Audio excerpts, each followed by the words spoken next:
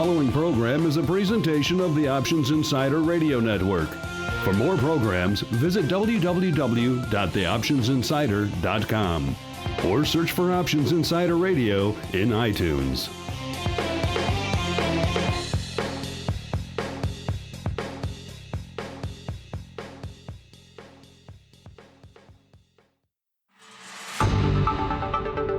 It's time for Volatility Views, the premier radio program for volatility traders. Each week, we'll dive into the world of volatility, how to manage it, profitable strategies, and how to avoid the pitfalls of trading volatility. If it involves volatility, you'll find it on Volatility Views.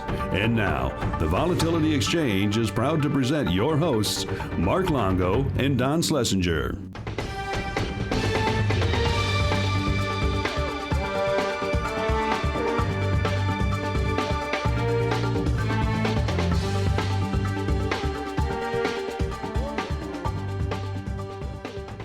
Welcome back to Volatility Views, the program where we break down all of the latest action and developments from the world of volatility and volatility trading. My name is Mark Longo from the OptionsInsider.com, as well as the Options Insider Radio Network.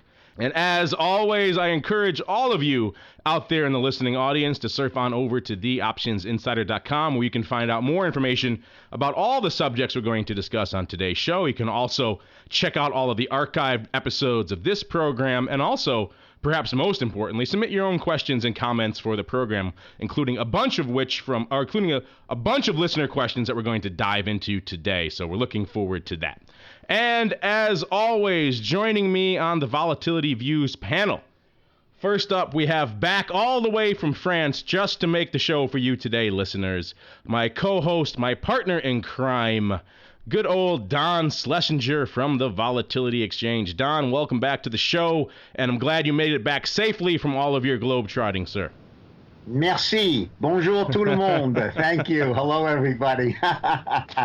Yeah, I've unfortunately been called away for all the wrong reasons, as a dear friend passed away and we were over there, but happy to be home as always, and thank you to Bob Krause for doing last week's show with a very interesting guest, Randy Swan, and glad to be back today. We're glad you're back too, Don. Listeners, you can't see it, of course, because this is an audio program, but Don right now is wearing a beret and munching on a baguette, so he's perhaps a little disingenuous. All kinds of cheese and red wine. He has a little bit of a handlebar mustache now. There's all kinds of weird stuff going on over there. He's walking around going, "Oh, America, it stinks." That's what he's saying. I always knew you were a Francophile, Don, but I had no idea it went to this extreme. And listeners, that other voice you hear echoing from the background is my other partner in crime here on this program, as well as many of the other programs on our Options Insider Radio Network. Some could say he has infected our network. Good old Mark Sebastian from OptionPit.com. Mark, long time no see. How you doing, sir? I'm doing well. It's been too long, my friend. It has. Seems like almost yesterday we were just doing this almost exact same thing. I know. Well, except... You know, it's funny. I can't get away from you guys. I had Don's protege, Alex Jacobson, yesterday, and then I get the real McCoy today, Don Schlesinger. So I'm just surrounded by guys smarter than me all the time. It's annoying. Alex is certainly a devotee of Mr. Don here. He worships at the altar of Schlesinger. There we go. All right, listeners, with our team assembled, we're going to dive right into our volatility review. It's time for the Volatility Review.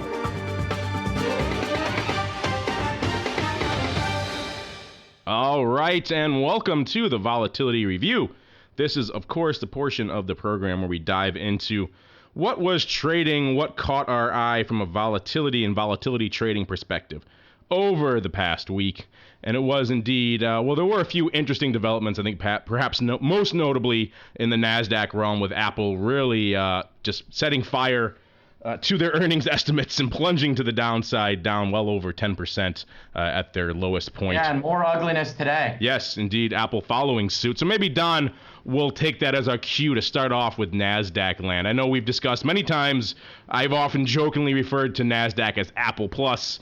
You take great offense at that. Yeah, not anymore. Not anymore. Apple has self-corrected Apple's that. not even the most valuable company in the world anymore. Yeah, that's true.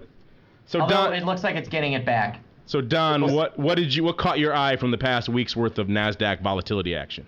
Well, just taking a look at yesterday's action and the fact that, in fact, there was a bit of a tick up in terms of realized volatility, actual calculated volatility, isn't all that earth-shattering. Of course, when you can move a half a point, possibly just based on a single stock, people may consider that to be significant. But, a couple of days ago, we were sitting at about 15 or so for historical or 21-day realized volatility on NASDAQ. And as of the close last night, and with that contribution of Apple's movement, we're now sitting at 15.53, which, clearly is higher. There's no doubt about that, but not dramatically so. And of course, I wasn't on the show last week, so going back to my notes of 2 weeks ago, we actually had NASDAQ trailing or historical volatility at 17.6, and I just mentioned 15.5. So we really have a significant drop in NASDAQ realized volatility, despite the fact that Apple has had some extremely significant movement. Mark will speak in a minute about VIX and implied volatility on the S&P, but just as a reference, it too has dropped over 2 points in realized volatility calculations since 2 weeks ago when I was last here. We had 14.4, and now we're down at 12.2. So that's calculated realized volatility and rather low levels yet again for both of these major indices. Yes, once again, putting the lie to my Apple Plus joke, even on a week when Apple was lighting the world on fire, and not in a good way. Realized vol, still really not much of anything going on from a realized vol perspective over in NASDAQ land. And of course, today, as we're recording this, most of the major indices up about 0.5% on the day, and Apple, the name in question, still trending to the downside, trading down about 4 points to 447 right now. So a little bit of action going on today. VIX cash trending up a wee bit, up about 1% to 12.82 on the day today. VIX essentially unched on the day for the most part today, but still hovering down. VIX cash, of course, I'm talking about, hovering at these low ranges. So, Mr. Sebastian, what caught your eye in the week's worth of S&P 500, aka VIX volatility there? It's way overpriced relative to the S&P, relative to movement. I think I'm looking here. Realized vol is, over the last 10 days, is a whopping 4.49%. That's just incredible. And 20 days going to go that way as soon as we lose kind of the beginning of the month where we had those 2 days of actual movement. This is just ridiculous how little movement there is. So the VIX is a sale, kind of something we talked about on yesterday's Option Block podcast. The VIX is an absolute sale, but there is some movement in some of the equities. So it's not that there's no volatility, it's that there's the indexes aren't where you're finding the vol. Where there's actually is some vol is actually in things like the precious metals.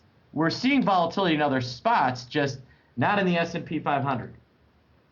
Yeah, and a lot of people wrote in from our past shows where we discussed quite a bit of commodity volatility, saying they liked that, and we'll get into that in our mailbag in a second, but that perhaps that is something we could incorporate into the show going forward, because there is a lot of interest in that, especially in times like this when the broad indices are not really giving us much to work with.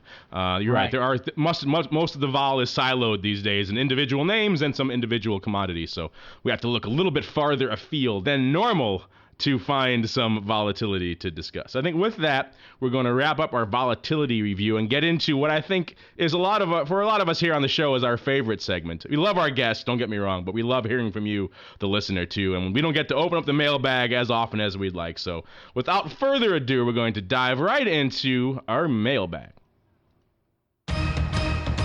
Listener mail. Listeners write in. Mailbugs. All right, and welcome to the mailbag. This is, of course, where you, the listener, get your chance to join us here on the Volatility Views program and share your questions and your comments. First up, we have a question from Neil Ducat. Maybe I like Ducat. I'm going to go with Ducat. I like the discussion of commodity volatility on your recent episodes. Are there any plans to include a regular commodity vol update in your vol review segment? And Neil, you were not alone in this sentiment. Of course, you're referring to last week's program where Bob did a lot of commodity vol updates, and that actually was driven by the week before where we had the guest from the Board of Trade, where we got into a lot of commodity vol there as well. And you're right, that is very much an underserved segment on this program. I think primarily because most of us here, myself and Mark, both come from an equity and index option market making background. Don comes from, trading off the floor desk, mostly with equity and index products. So that just reflects our background, and our focus on most of this program has been on equity and index volatility. But that doesn't mean we can't dive into the realm of commodity vol on a more regular basis. I think that's an interesting suggestion, and I'm going to look into different ways we can incorporate that more frequently on the show here. Mark or Don, you have anything to add to that? No. Just that as a reference, you're correct in saying that perhaps it's not our background, but those looking for information in general about commodity volatilities, you'll find that when you go to the volex.us homepage, we have under data, we have the real vol indices, and if you scroll to the current ones, you'll find on a very updated and daily basis both historical 1 month, 3 month, 12 month, and then forecast for those same periods, volatilities along with extensive historical graphs and charting. And we have that for the equities, commodities, currencies, and interest rate. And on a daily basis, among the commodities that are charted are corn, crude, gold, live cattle, natural gas, and silver. So looking for information, looking for charts, looking for forecasts, you can find it on a daily basis on the Volex website. There you go. I've actually found that to be a great resource, and I actually use it all the time. There you go, listeners, a great place to go for more information on commodity volatility. And we'll take that suggestion from you and Neil and the others to heart, and we'll look for some interesting ways to incorporate some additional information on commodity vol going forward here in our vol reviews and our crystal balls, and indeed our volatility viewpoint, where we can bring in some additional points of view on that portion of the market. I believe if you go back a few episodes, we also had an episode late last year with Jeff Lewandowski, who discussed quite a bit of commodity volatility and commodity volatility skew as well. So if you're looking for more of that, there certainly are a number of episodes we have in our back catalog that you can refer to. All right, next up we have a question from Tim S. out of Georgia, who is in a similar vein. A lot of commodity vol love here this week. He writes, the commodity discussion on your recent episode was illuminating. Well, thank you for that, Tim. He goes on to say, I would like to ask your opinion on this. Given the success of commodity options and futures, why haven't commodity volatility products like gold, VIX, etc. really taken off and captured the imagination of the investing public? Of course, he's referring to those products out there like GBZ and others that were listed, I believe, what was it, about a year and a half ago they listed that stuff, Mark? Within about the last year and a half or so, an attempt to leverage that VIX brand, capture some of that lightning in a bottle, and try to replicate that again on other products that at the time were really capturing a lot of attention. The metals were on fire. Oil was on fire. That was around the time of the Day of Rage. Oil and metals are on top of everyone's headlines throughout the day. And this actually is good timing, Tim, because just yesterday, I sat down with the guys from the CBOE Futures Exchange and asked them that exact question. I said, these products on paper really should be tearing up the charts. They really should be capturing a lot of imagination for people, a lot of mind share, because they're very intriguing and interesting. And I said, why do you think they haven't really caught fire? And they were pretty candid in their response that they think it's really been a failure to get the word out about these products on their part, on the parts of the other people who are partners with them on the ETFs and on the products they have with there, that it's been a failure across the board to really get the word out. CBOE does a lot of branding around VIX and other things, but for whatever reason, they haven't invested many resources into getting the word out about these products. And they do require a little bit of information, a little bit of education. You remember back when VIX first launched, the idea of this inversely correlated product, or somewhat inversely correlated product that was derived from another derivative. It really was took a bit of a logical leap for a lot of investors and traders. I think you have a similar process here with the commodity vol products. And if you have no one really shepherding you through that process, we haven't seen a lot of brokers really uptake these products and do a lot of outreach on them. They're kind of left to be essentially orphans, and that's kind of what we've seen happen here. Is just they've really kind of, despite they're very theoretically interesting, they're really just kind of been orphaned products for the most part. Mark and Don, would you guys agree with that? I might add just one thing very briefly. Bob Krause and I were discussing the same question, and of course, for several years now, as we are getting ready to launch more realized volatility products, there has always been this question of, gee, if VIX in gold and crude and oil, some of these other underlyings has not been successful, what makes us think that we're going to be successful with realized volatility products? And we actually have a couple of answers. One is along the line of what Mark just said, because we certainly intend to have the underlying to be the most visible and tradable, whether it's a futures contract or a cash index, and then options to go along with it to be the most prevalent and most heavily traded, so that the hedges that will be established will obviously be in the products that are most used and most sought after in the investment community and in the trading community. Also, you have I won't say a unique situation, but a somewhat special situation with S&P, and that is you have this very strong negative correlation between the index price movement and implied volatility. And so the world has come to take a look at VIX products, and I think, unfortunately, as nothing more than this hedging vehicle and this inversely correlated to the underlying type of product. I think people are missing that there can be a lot more to volatility trading than just a surrogate for perhaps, a put option, or for something that will act inversely to the underlying. A real vol futures and a realized volatility contract, we know, will react to volatility in either direction. And therefore, it's more like an over-the-counter variance swap or volatility swap, where you get the pure volatility of the underlying. And we full well believe, and our research and our discussions all over the world with people when we describe the product, is that there will be a very strong market for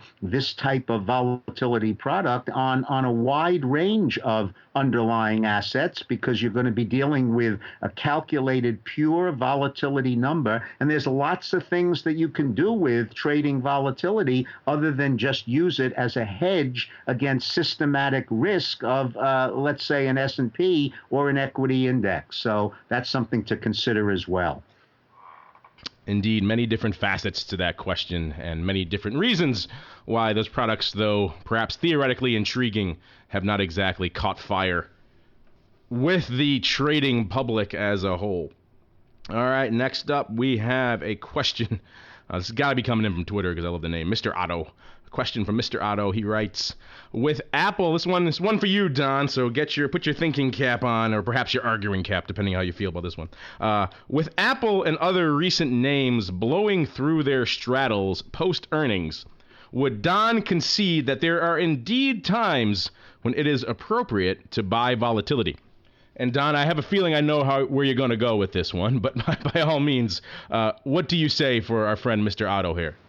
Well, it's always a fun question to hear something like that because, it's based on hindsight is 2020. And if you owned a straddle prior to the earnings report, no matter what you paid and no matter how high the implied volatility was, and whether actually in analyzing it made sense from a mathematical point of view, the fact is that, Apple took a nosedive. It's got a 12% move in one day. If you own a straddle, you make a lot of money.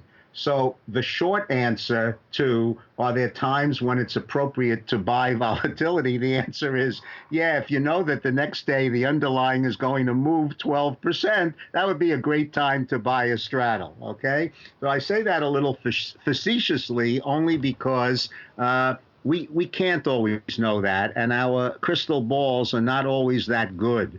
And so what you do sometimes is you say, gee, it's a couple of days prior to Apple earnings, and you do that every quarter, and you buy straddles all the time, and you pay up in implied volatility, as Mark, you and I have discussed many times, what happens to implied volatilities and how they get ramped up prior to earnings announcements. Mm-hmm. And the question isn't whether you could have made money 2 days ago buying an Apple straddle. The question is whether if you did that systematically and tried to earn a living doing that, whether or not in the long run, you would come out ahead.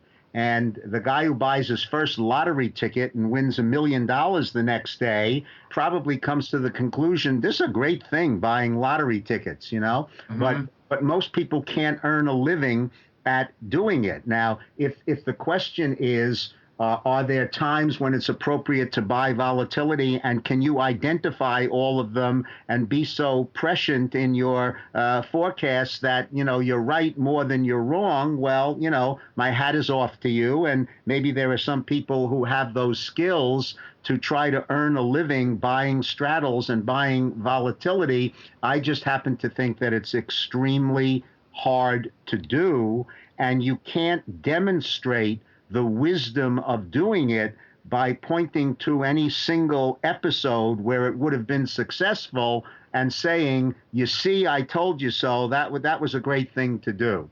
And, that's kind of always been my outlook, that mathematically, if you're going to do something over and over again, you want to try to perceive some kind of an edge.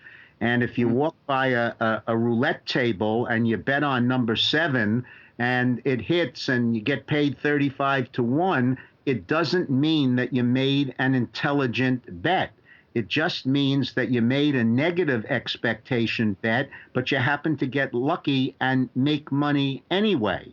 So, some people say I'd rather be lucky than good, but it's extremely difficult to be lucky for a living. And, that's simply what my point is in areas such as this. And people ramp up implied volatilities quite seriously for names such as Apple before earnings announcement. And chances are that you're not buying that straddle very cheaply, which doesn't mean that you can't make money doing it, but it isn't something that I would recommend on an ongoing basis.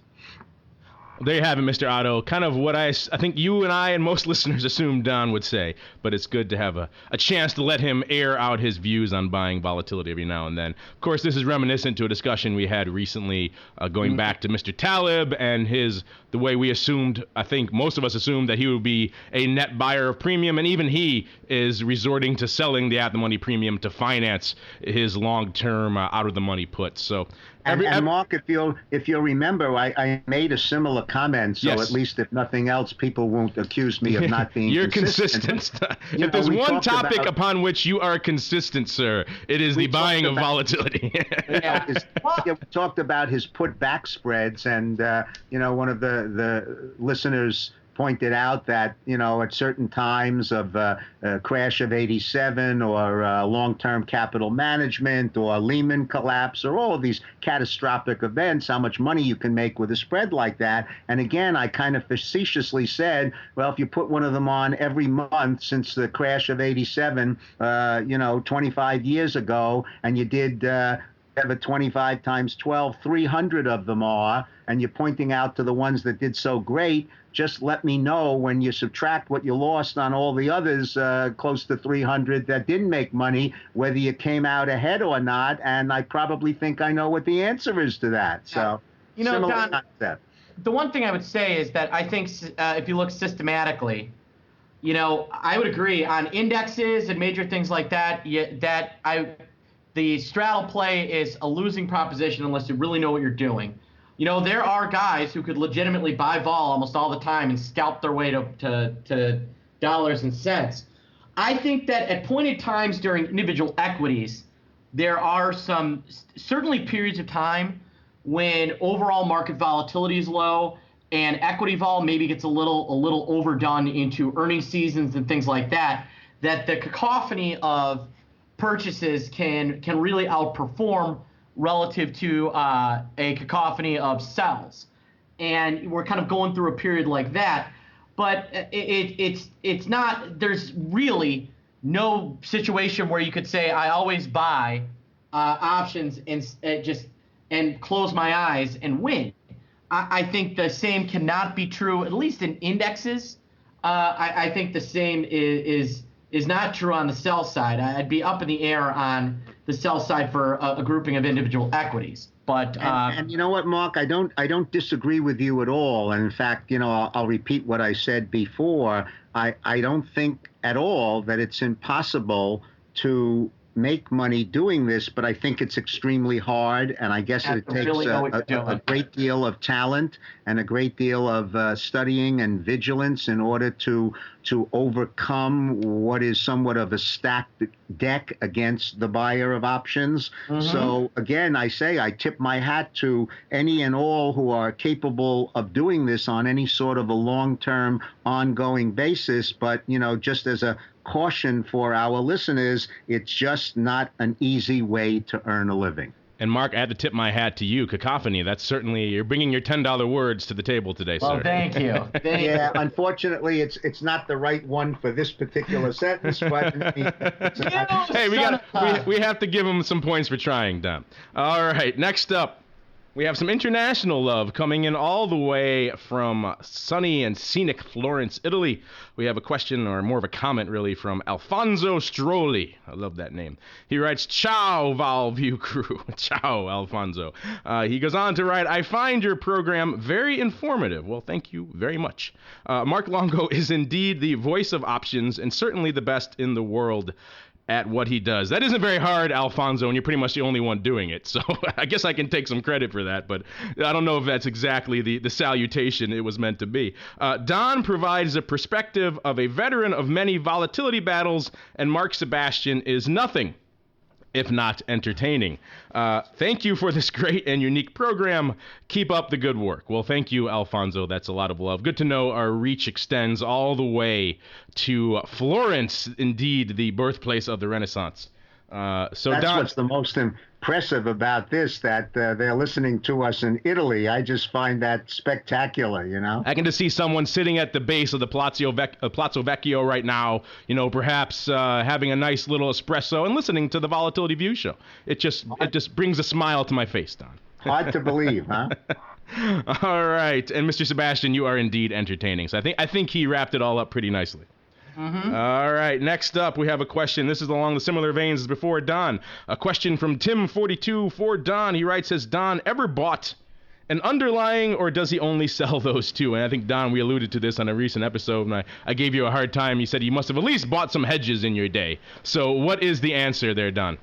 Well, sure. If you're short a straddle and your deltas get out of whack, you sometimes have to buy some futures in order to make them delta neutral. But no, look, this is a different question. An underlying is a straight line product, and They don't have implied volatilities, and they don't have gammas, and they don't have vegas, and they don't decay every day.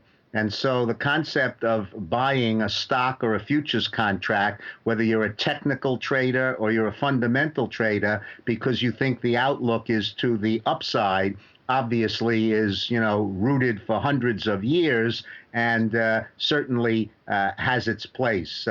Stocks have an upward drift. They have a bias which is greater than the risk-free rate, or nobody would buy them. So there's a risk premium even for the buy and hold variety of investor or trader, like a Warren Buffett, that says if you buy stocks and you have all the time in the world, eventually they'll go higher and you'll make money. That's not at all the case for options. They're a different creature. They're priced differently.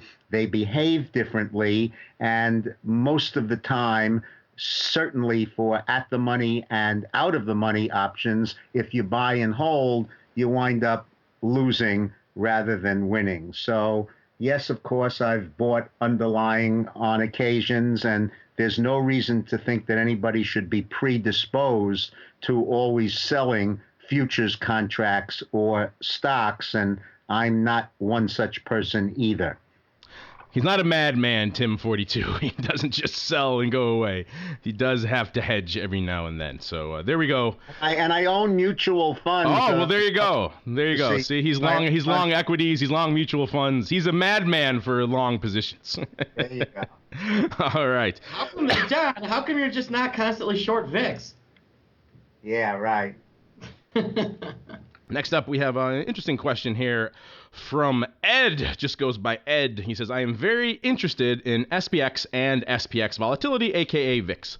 I understand Mark Longo is a former SPX market maker. What are his impressions of the current trading range of SPX vol versus his time in the pit? Does it perform differently now than it did then? Also, if possible, could he share his favorite trading story from his SPX days? Thank you very much. Well, there's a lot in this question. I think a lot of impressions I need to correct off the top of the off the bat here. First off, I was in the SPX pit from about 97 till about 2000 or so about 3 years towards the end there. During that time, VIX, as we know it today, didn't exist. Remember, VIX back then was really just an abstract number. There was no tradable product around it. It was also just front month at the money vol of the OEX. So I was in the S&P 500. That was the OEX pit. So as an SPX trader, you really didn't give much of a hoot about what was going on over in VIX land. It was kind of just this abstract concept that the media would throw out every now and then because it sounded good, fair gauge, things like that. It wasn't really until they restructured it and rebranded it and brought it over to the SPX, and they included things like skew in about 2004, and then added tradable futures and then finally options that the VIX as we know it today really took shape. So back then, no one really in the SPX pit really paid much attention to the VIX. So that's the first correction. Secondly, it was a completely different frame of reference. Now, if you're talking SPX vol back then versus VIX/SPX vol now, they are a little bit of apples and oranges. Like we said, the VIX product a little bit different. But back then, if we were trading in the pit, the typical trading range, as I've said many times on the show, the frame of reference for volatility in general has completely changed post 2008. No one back then ever thought we'd ever get to a front month at the money level of 45 or higher, let alone 80 or whatever ridiculous levels VIX hit in the 08-09 implosion.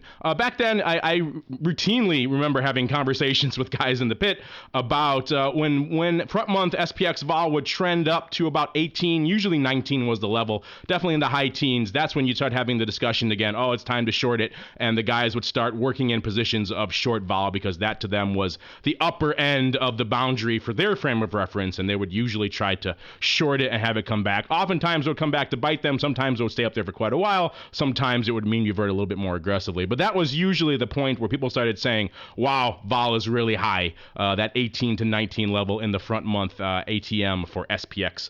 And last up, you asked, did it perform differently? Certainly. It was a different beast entirely, really. Comparing then to now is kind of very much an apples to oranges type of event. Also, he says a story. Well, I don't know if this is my favorite, but it's kind of interesting.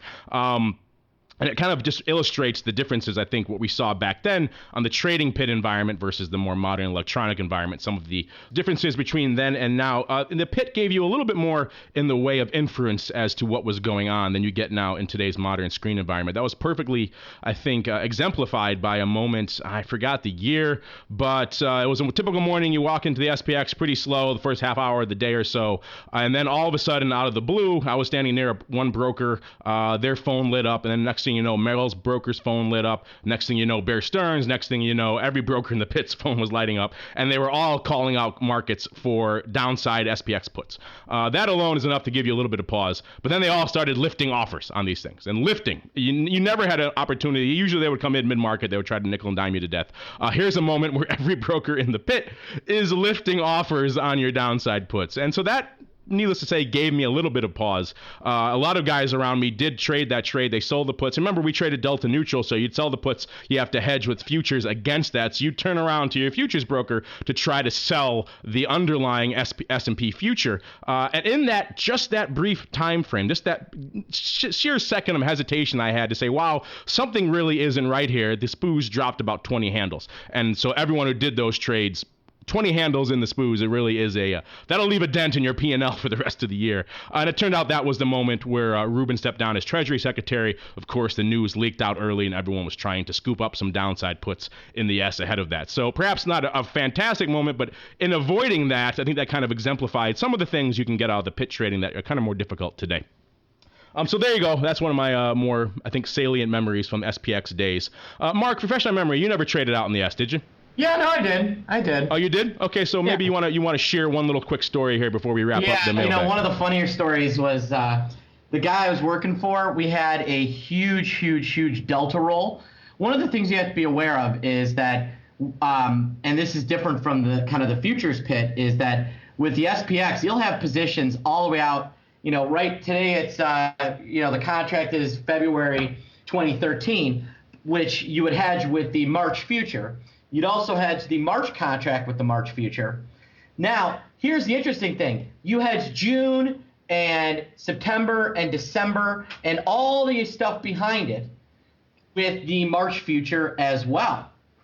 And so that's kind of the interesting thing, is that you have to hedge every single trade in the SPX with the active future. So as the March contract is rolling off in the futures, what do you have to do, Mark? You have to do a roll. You have to roll all of your deltas that are either long or short beyond the active contract back to being hedged in the June contract. So always my favorite time of the year. Yeah. So if for instance, you were short net 10 million deltas in SPX against long 10 million deltas in the March contract, you would actually have to roll. How many futures is that? That's, my math stinks right now. Well, it depends on, if it was at a time when it was 500. No, you'd be doing we had to roll about 20,000, or is that 20,000 E-minis, right? Or 200,000 E-minis, right? 200,000 times 50 is, so you'd have 200,000 E-minis to roll, or essentially, 100,000 SPX rolls. Now, our delta wasn't that big. It was, we had 1,200 rolls to do, which is still a or we had 12,000 rolls to do, which is still a huge number of rolls. And the roll, because the whole pit had to go, was way overpriced.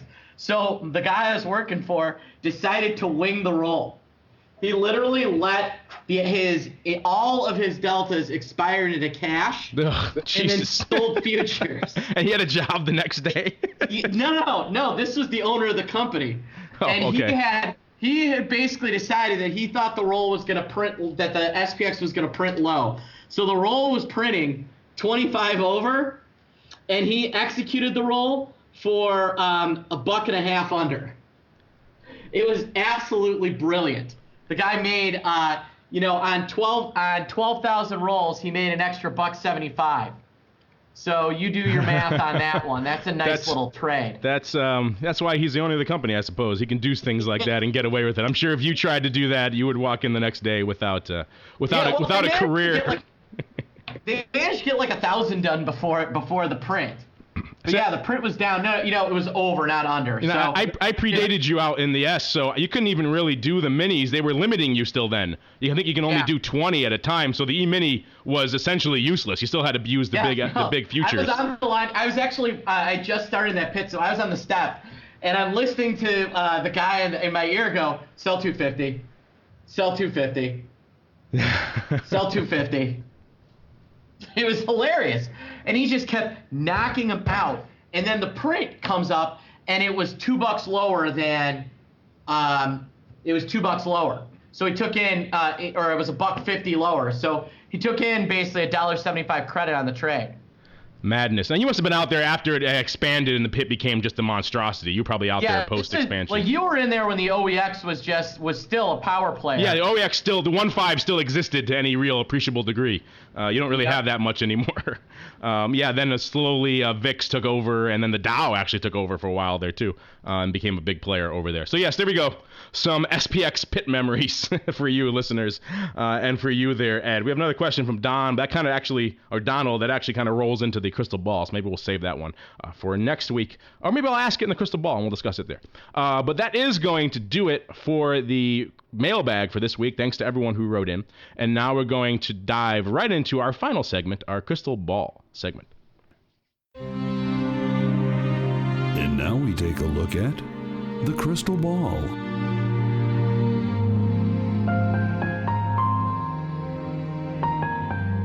All right, and welcome to the Crystal Ball segment. This is, of course, where we peer into the future and attempt to divine what the vol gods hold in store for us for the coming week. And as we said a lot on this show, and as we touched on at the top of the show, not a heck of a lot of vol realized or otherwise out there in the major indices. We have a few blips here or there, but as we said, earlier, most of the vol really seems to be siloed in individual names and some commodity products now. So if you're looking for vol, that's definitely the place I think all of our eyes have turned toward. Mark, maybe we'll start with you. What are you seeing for the coming week?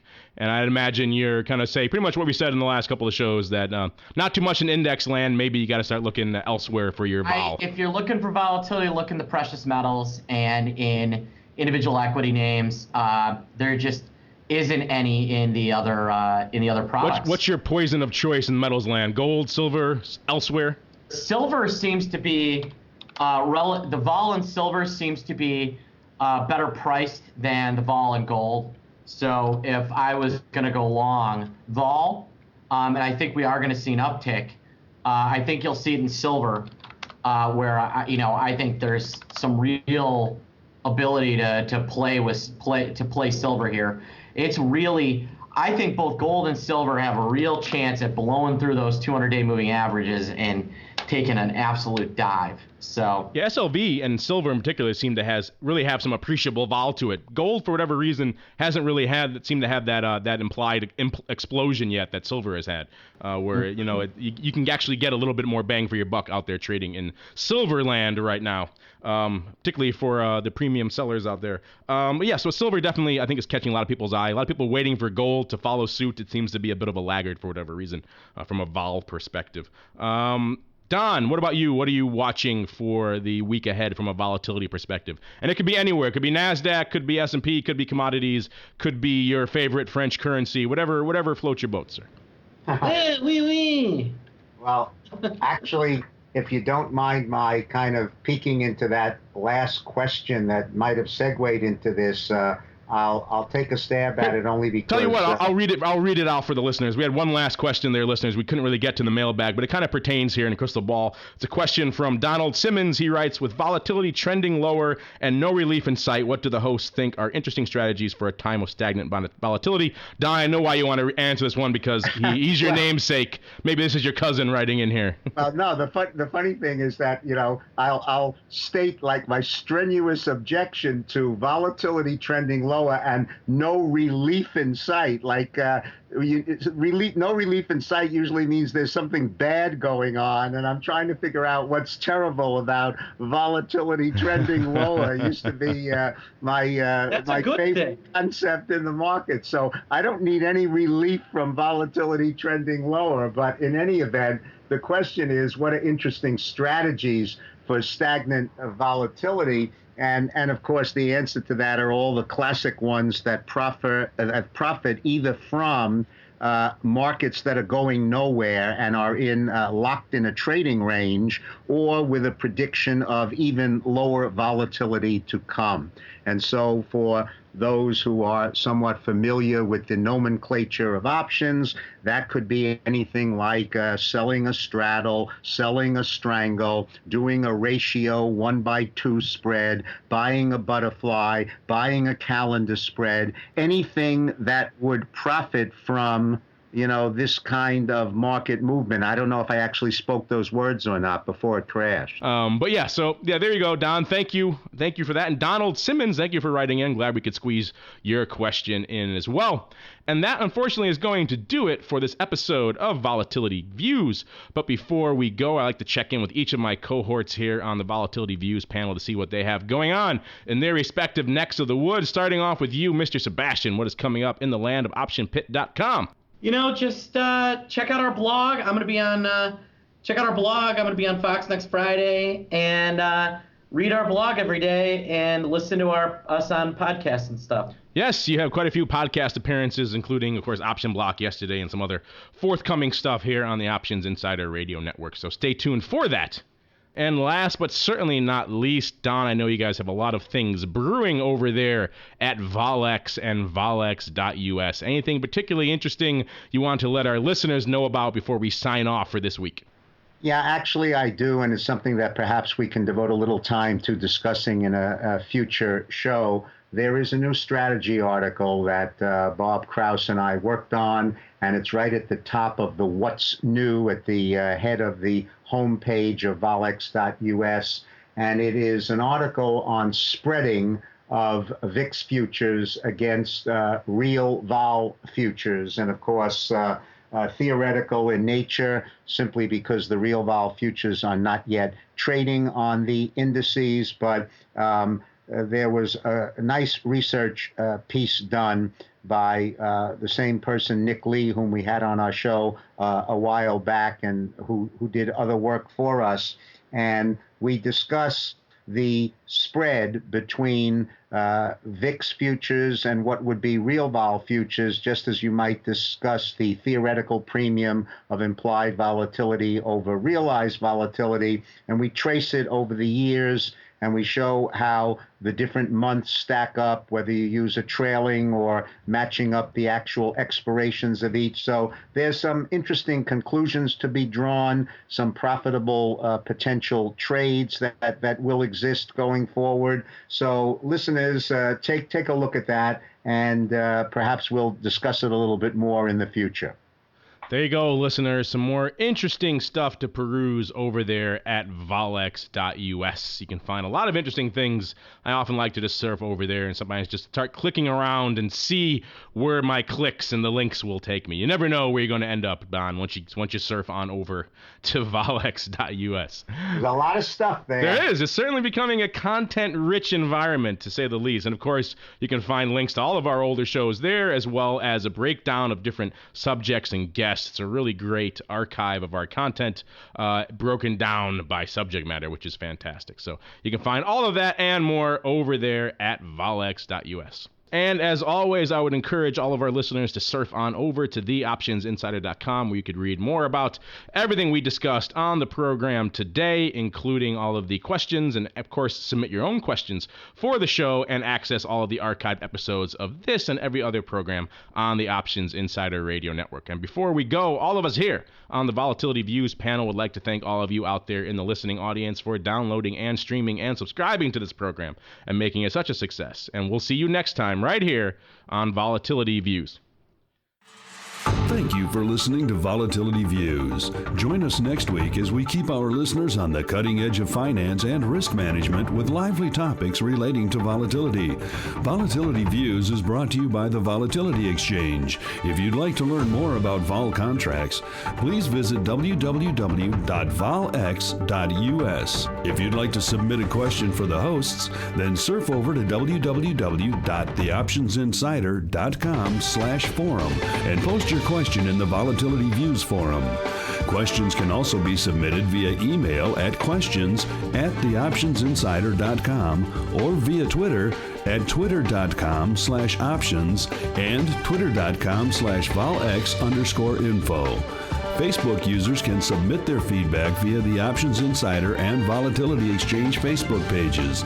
Voicemails are also welcome at 312-544-9356.